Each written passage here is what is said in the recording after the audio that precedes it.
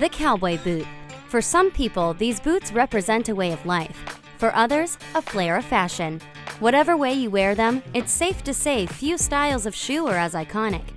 But where did this style come from, and why are they distinctly tied to American fashion? The exact origin of the style is contested, but many agree that the style we think of today has a surprising origin in Hollywood. Before Western blockbuster stars like John Wayne, these boots were, well, just boots. A simple style and cut for working in the stables and riding horses. Flash forward to the 40s and 50s, and suddenly the cowboy became synonymous with American style. The basic concept of the boot stayed intact, but the focus shifted from a purely practical mindset to fashion. This first step might ruffle some feathers. Traditionally, cowboy boots are made from hides of animals, like goat or cow. This particular boot is made from ostrich skin. A stencil is placed on both sides and outlined in chalk. Time to cut.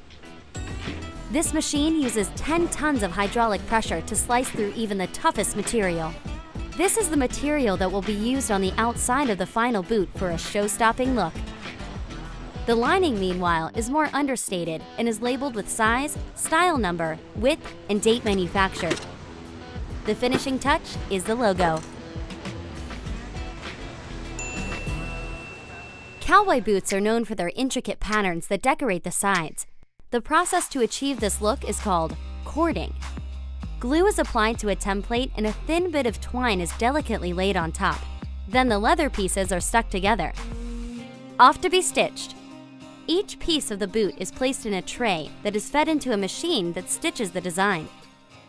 The cord in between the leather is adding dimension to the design, raising the pattern up to stand out from the stitching. All the pieces are then sewn together inside out. This is done so that the seams of the boot can be rolled down. You know that rubbing feeling you can get when you put on a new pair of boots? By rolling down the seams, they won't irritate your leg while you wear them. The boot is then placed on this tube, which sucks the boot in and turns it right side out. But hold on, these boots clearly aren't made for walking quite yet. These are called lasts, and they come in all shapes and sizes depending on the style of the boot.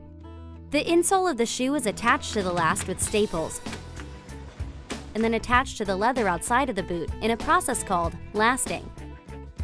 The leather is dunked into a bucket of water and stretched over the plastic last. Nails are then hammered into the sole. This process is crucial for the shape and feel of the boot and takes incredible skill. Finally, the boot is ready for the toe to be shaped and lasted. Square, round, pointed, the toe of the boot is a crucial style element to any shoe. Time for a little heat. Wet from the lasting process, the boots are taken to a hothouse where they sit for 24 to 48 hours. This room is like a large boot oven and is heated to 120 degrees, ensuring all the water evaporates and the boots are left dry for the final leg of their journey. Pegging is a traditional method used to connect the leather insole to the outsole. Holes are hammered along the arch and lemonwood pegs are expertly hammered into place. Some brands have opted to replace lemonwood pegs for metal nails, but any boot lover will insist that lemonwood pegs are the only way to go. The reason? Lemonwood absorbs water at the same rate as leather.